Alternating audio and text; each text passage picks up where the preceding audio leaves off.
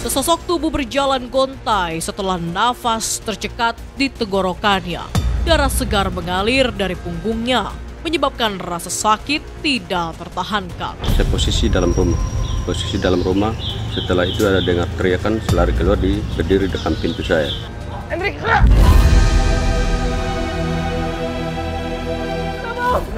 Saya berdiri di pintu, dia lari keluar, darah sudah sumpit keluar, lihat punggung, mulut. Setelah itu pelaku dia langsung lari keluar, pegang pisau bagian kanan. Korban yang diketahui bernama Ridwan akhirnya tewas kehabisan darah dan terbujur kaku dalam keadaan telungkup dengan satu luka tusukan menganga di bagian punggungnya. Ibu tolong mundur, Bu. Sesampainya di lokasi, polisi langsung merangkai kejadian. Sejumlah anggota keluarga termasuk warga sekitar dimintai keterangan terkait insiden pembunuhan Ridwan. Jadi saksi yang kami sudah periksa sebanyak 7 orang. Itu saksi yang melihat langsung pada saat kejadian maupun sesaat setelah kejadian. Waktu Hanus teriak itu yang saya dengar itu. Teriak, dia bilang aduh Om ada tikam saya, itu yang lari keluar itu. Berdasar dari keterangan saksi, polisi tengah mengantongi satu nama yang diduga kuat sebagai calon tersangka. Namun siapakah gerangan yang tega menghabisi sebuah nyawa?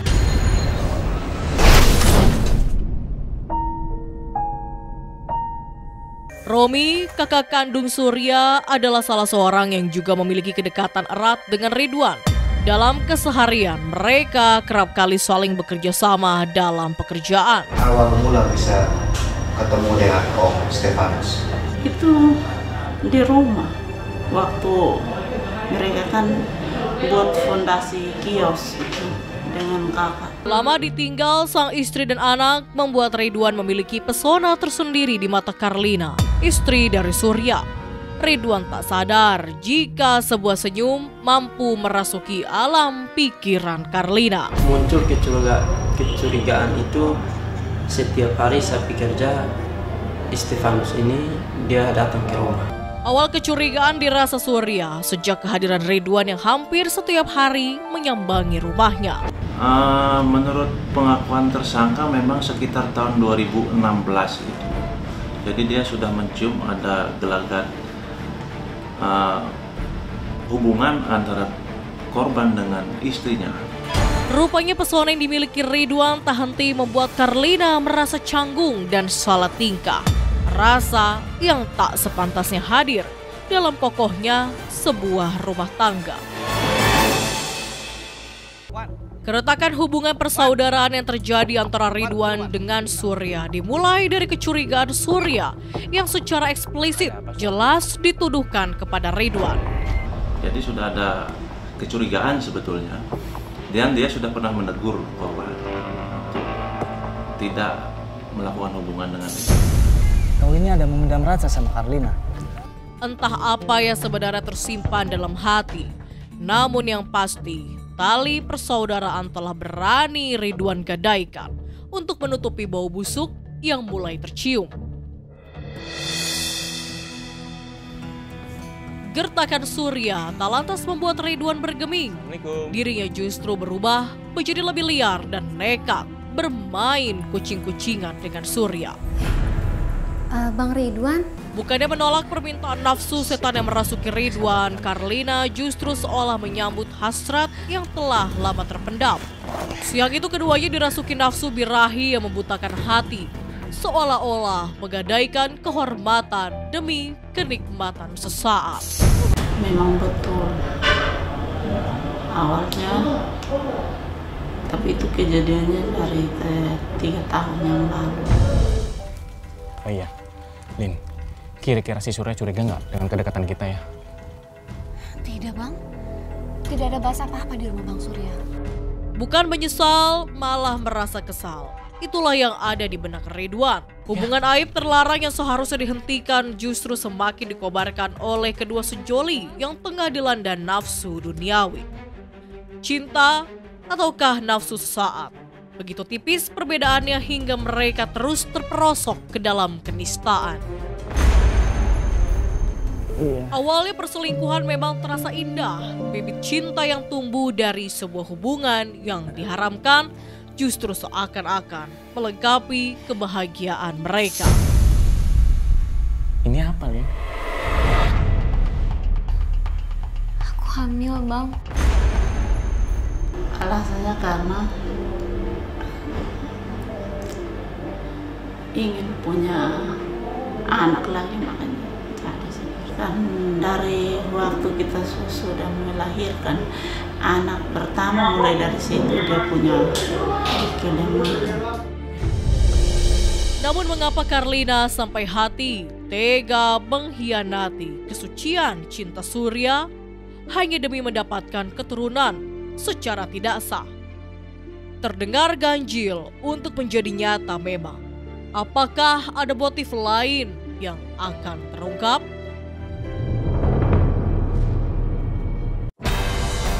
Kisah cinta terlarang memang sengaja dibangun oleh Ridwan dan Carlina. Tak lagi memperdulikan status pernikahan, apalagi kehormatan dalam hubungan sedarah dan dalam satu marga. Berdasarkan pengakuan tersangka ya, jadi ini kelihatannya memang ada rentetan peristiwa sebelumnya.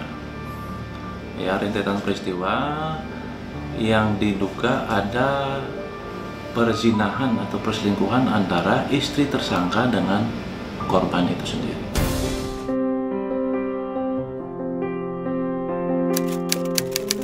Seorang anak akhirnya lahir dari rahim Carlina, namun masih ada teka-teki yang belum terjawab. Siapakah ayah kandung dari bayi merah tersebut? Anak papa, anak kesayangan papa. Lama kali kau nih bangotnya. Laki-laki. Umur berapa sekarang? 8 bulan. Bagaikan musuh dalam selimut, pengkhianatan Carlina atas cinta suci pernikahan mereka menghancurkan hati Surya dan menyisakan tanya akan siapa sebenarnya ayah dari sang buah hati. Kenyataan yang diketahui Hendrik akan hubungan gelap sang paman dengan istri saudara sepupunya sendiri membuatnya resah dan gelisah. Namun akankah kebenaran akan terungkap? Bapak saksi ceritakan bahwa istri saya, Epi, mengaku di bapak saksi bahwa mereka sudah berhubungan selama 3 tahun lebih. 3 tahun lamanya ia bungkam akan perbuatan terlarang yang merupakan sebuah aib besar.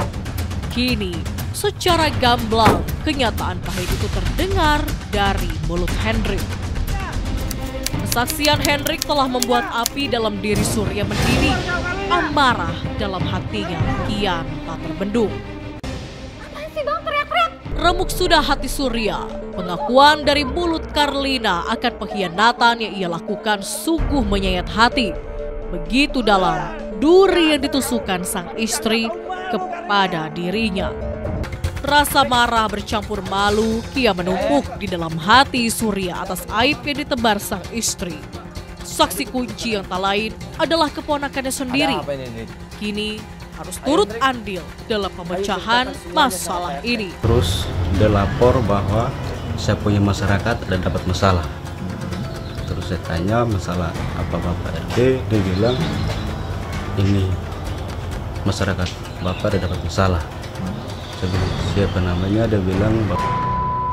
Prahara dalam biduk rumah tangganya seolah ingin segera ia akhiri. Tak peduli dengan cinta kasih yang selama ini menghias kehidupan mereka. Surya telah tercabik-cabik hati dan jiwanya. Saya melihat Apakah takdir akan membawa kisah mereka pada sebuah perpisahan? Bagaimanapun juga masalah ini harus ada penyelesaiannya sebelum ada nafas yang diputus, sebelum ada nadi yang berdarah-darah. Akankah musyawarah menjadi jalan yang ditempuh? Fenomena perselingkuhan memang akhir-akhir ini kian merebak. Berbagai alasan menjadi landasan pasangan untuk berpaling ke lain hati. Satu persatu tabir kisah kelam cinta segitiga di dalam biduk rumah tangga yang kian karam perlahan terungkap pasti. Hubungan terlarang seorang istri yang telah bersuami dan seorang pria yang mencintai saudara iparnya jelas melanggar norma kemasyarakatan. Itu awalnya kami sudah berkumpul semua dengan tokoh-tokoh adat masyarakat. Ya. Jadi rumahnya Bapak RW. Terus ambil keterangan Bapak RW diambil pihak ini Mama Aflian. Kisah asmara yang terlarang antara duda dengan wanita bersuami kini berkembang semakin rumit. Bahkan terpaksa melibatkan beberapa unsur lapisan masyarakat dan aparat setempat. Waktu pertemuan itu yang hadir siapa saja? RT RW, tokoh masyarakat dan orang tua. Beta jujur beta terbuka semua di pembapaan itu. Akhirnya dengan maksud dan tujuan beta mengakui semua kesalahan selama ini yang beta buat. Surya semakin muak akan kelakuan Carlina yang telah menginjak-injak harga dirinya di depan semua orang. Tak ada lagi kisah yang tersisa dalam hati kecil Surya. Terus ini Bapak RW tanya Bapak Stefanus. Bapak Stefanus juga mengaku bahwa bilang betul selama ini sudah 3,5 tahun kami berhubungan dan sudah ada bukti anak satu.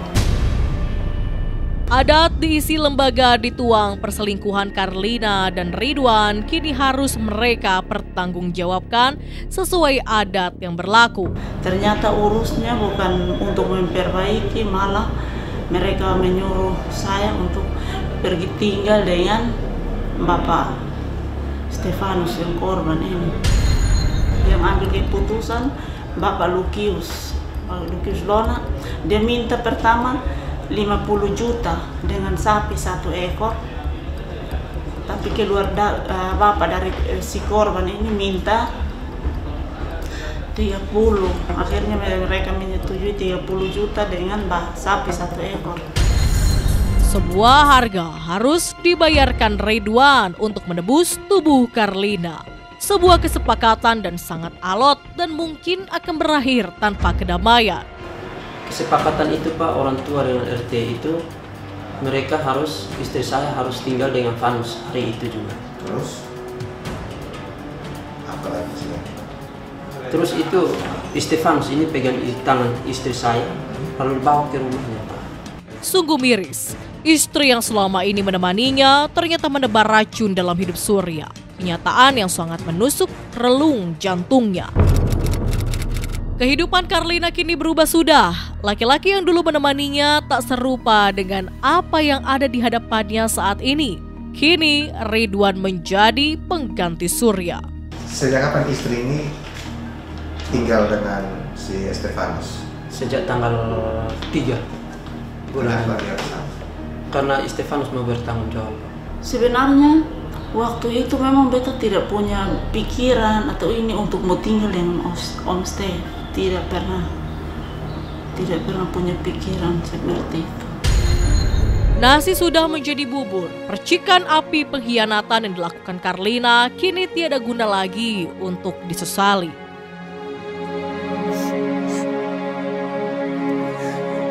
Kesengsaraan akibat buah dari perselingkuhan tak berhenti sampai di sini. Ridwan harus mencari cara agar dapat membayar kesepakatan atas direbutnya Carlina dari tangan Surya. Selang beberapa saat datanglah kakak perempuan dari korban yang mengomel-ngomel di situ.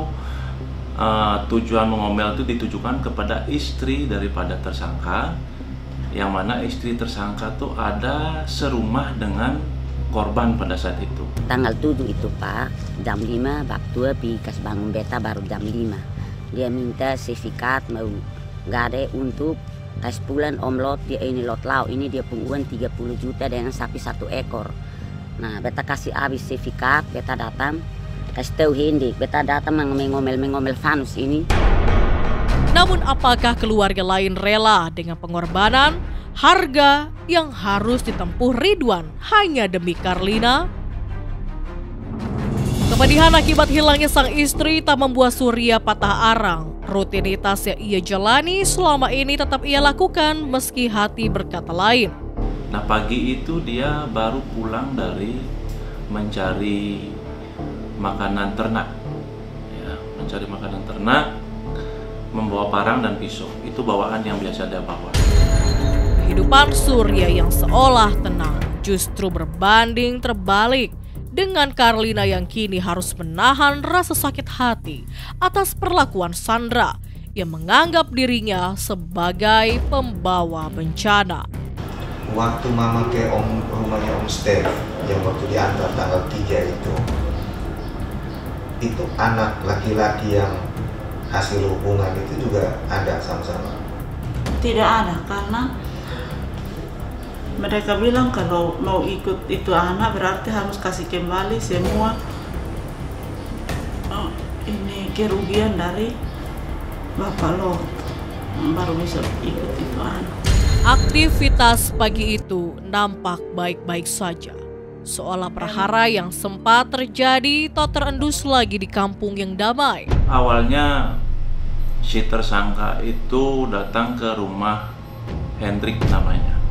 Itu rumah Hendrik itu bersebelahan dengan rumah korban. Ya.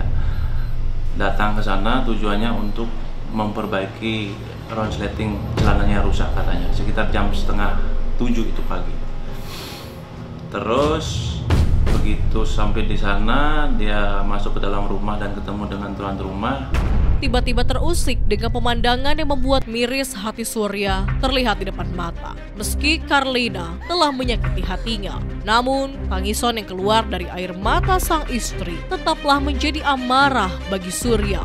Jadi emosinya timbul sesaat setelah dia dengar ada ribut-ribut, ada omelan dari saudara perempuan korban yang ditujukan kepada istrinya. Kekesalan Sandra akan hadirnya Carlina dalam hidup Ridwan membuat dirinya tak menyadari akan api amarah yang tersimpan dalam hati seseorang. Di rumahnya Om Hendrik, pokoknya maki-maki, akhirnya beta sudah mau dengar dia punya bahasa, beta langsung keluar jalan. Petaka pun dimulai pagi itu. Kesedihan hati Ridwan atas kepergian Carlina seolah menjadi pembuka maut bagi dirinya. Sehingga emosinya muncul, dia langsung datang ke rumah itu dan melihat korban ada di situ dan langsung ditusuk dari arah belakang. Dia lari tiru sampai di kotong ini depan itu, langsung dia keluar pegang pisau. Dia bilang begini, dia pegang pisau, dia lari. Emosi sesaat mampu menggelapkan mata hati Surya. Dengan penuh amarah, ia telah menyalurkan rasa sakit hati terhadap orang yang menghancurkan rumah tangganya. Sama sekali tidak ada niat ya untuk bunuh korban? Tidak niat. Tapi emosi sesaat itu. Pertalian keluarga yang selama ini terjalin dengan erat kini telah pupus, termakan nafsu dan amarah. Kini yang tertinggal dalam hati Carlina tentu penyesalan, sakit luar biasa, serta dilema. Entah pahit apalagi yang akan dirasakan kemudian. Langsung saya sampai di rumah, ketemu istri saya di rumah. Lalu saya kasih tahu istri saya, bilang, Aku sudah membunuh Ridwan. Inilah akhir dari sebuah kisah perselingkuhan berujung bencana. Carlina kini harus meratapi nasibnya kehilangan sang pujaan hati yang telah meregang nyawa, juga kehilangan suami yang harus mendekam di balik jeruji besi. Tersangka dengan membawa barang bukti berupa pisau langsung menyerahkan diri ke Polsek Alam.